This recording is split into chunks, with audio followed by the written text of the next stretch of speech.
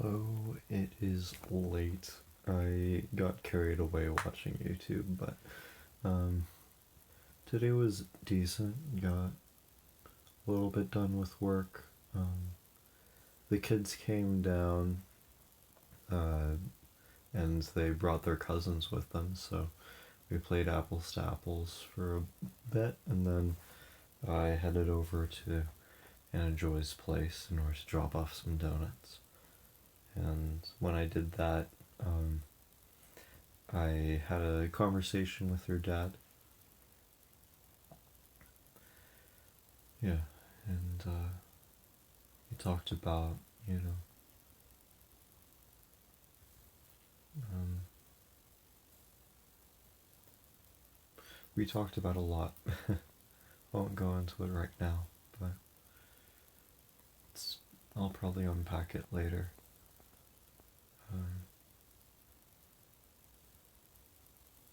yeah, but I'm glad that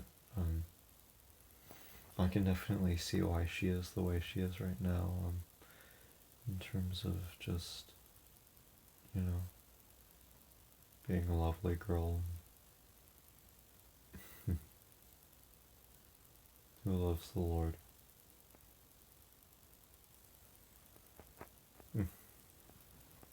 A good dad. Um, anyways, uh, yeah,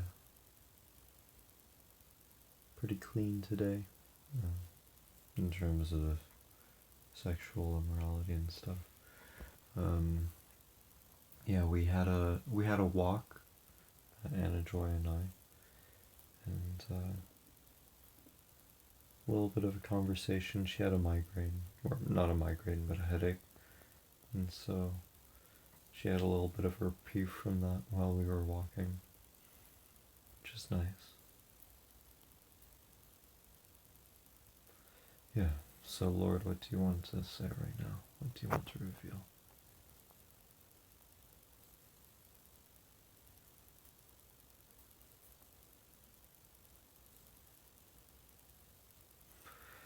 Okay, maybe I will talk about some of what Anna Joy's dad and I talked about. So,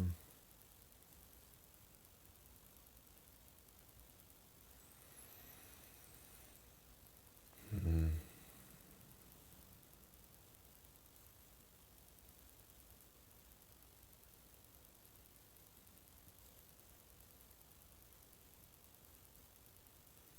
as Christian men, we have a responsibility to love our wives, to love our significant other, as Christ loved the church. Yeah. We'll often cite that wives need to respect their husbands, but we need to love our wives and be worthy of that respect. Love, love as Christ would love the church, very self-sacrificially, and in a way, well, in a big way, her dad was able to experience that, especially during the last years for Mom's life.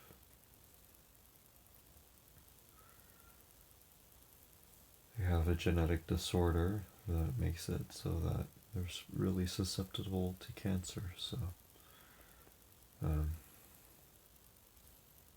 yeah. And he provided for his wife, and he took care of her during that time. And he just, you know, poured out his heart, talked about what that looked like.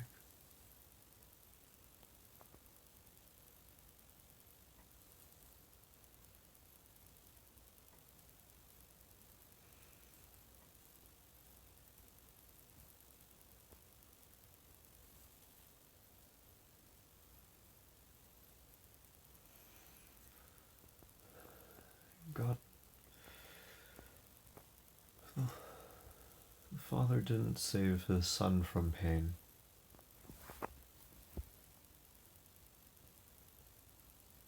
And that's not the point of the Christian walk, to go without pain.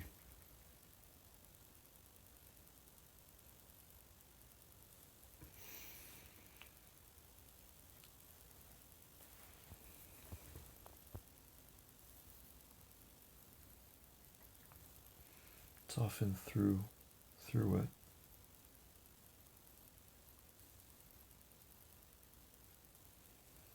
that God can do his greatest works.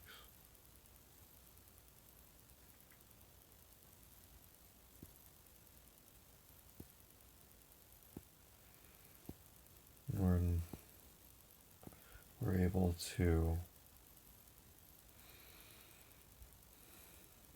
devote ourselves in a way that brings us closer to Christ.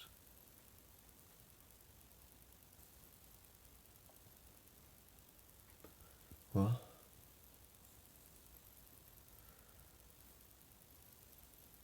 yeah. It's not easy, but it's very, very good.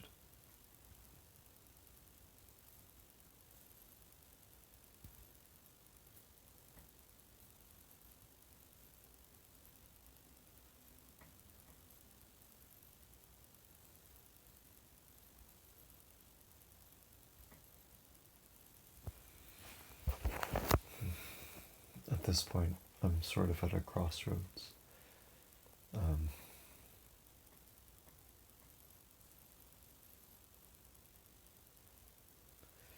Yeah.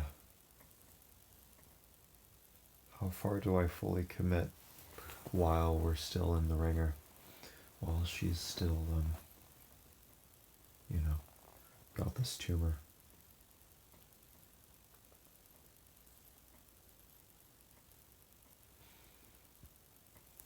Do I wait till after it's healed, or do I just go for it?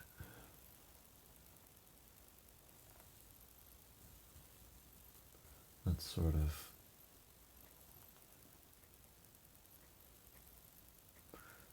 one of the topics that we discussed, and there's no clear answer. And I know that in terms of relationships and such, that we do have quite a bit of leeway.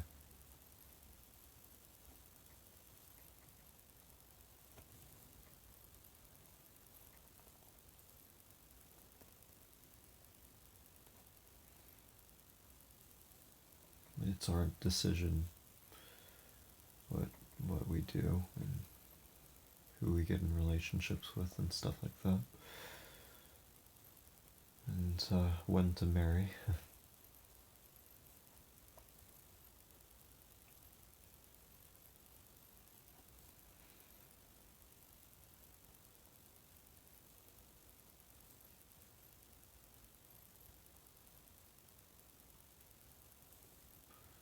But yeah, I don't really want to think about that too much, because it's just too awful.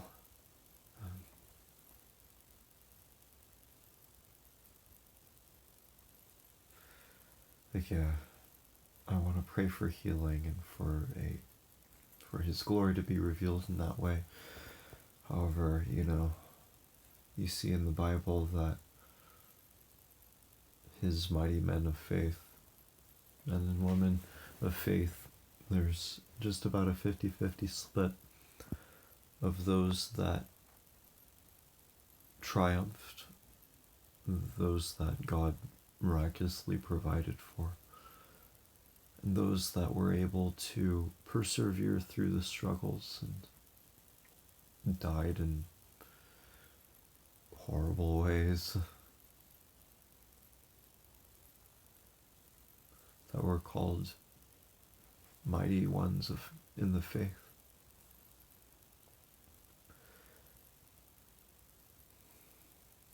And I suppose his priority is not for our healing or for a long life or for us to be comfortable and pain-free. No, it's not something to... We're not masochists that simply like pain.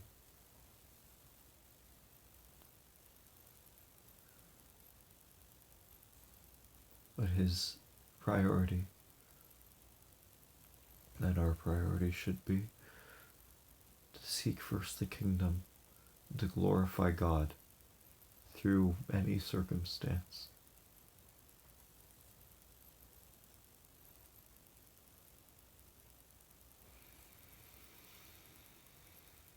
And his plans are perfect.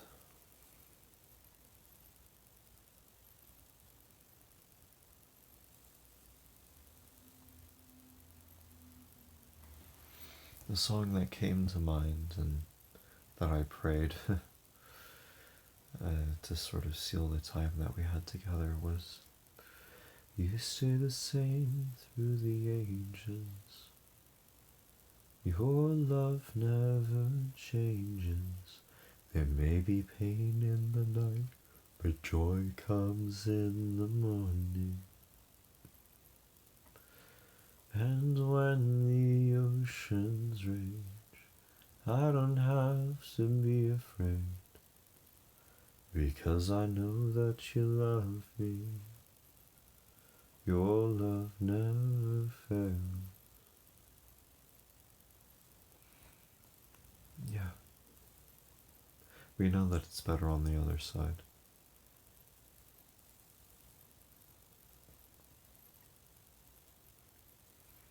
And so, when we go isn't really the issue, right?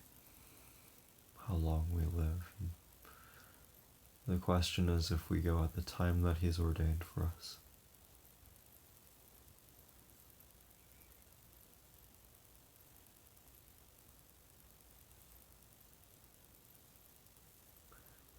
And if we're living rightly,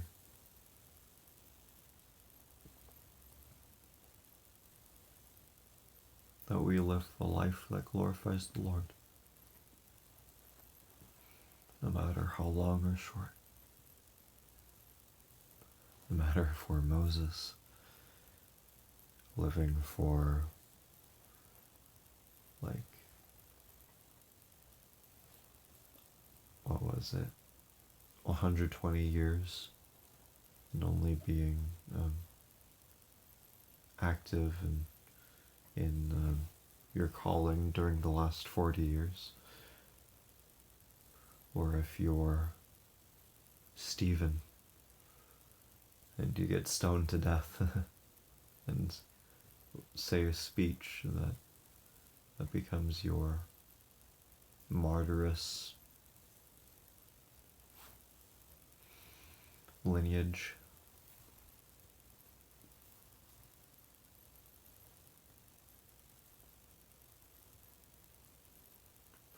To glorify God throughout it all.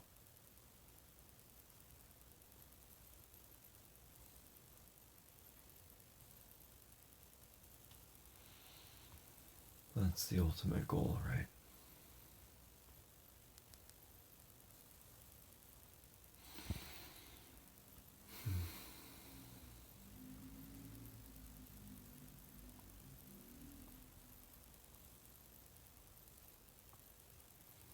I'll catch you guys later.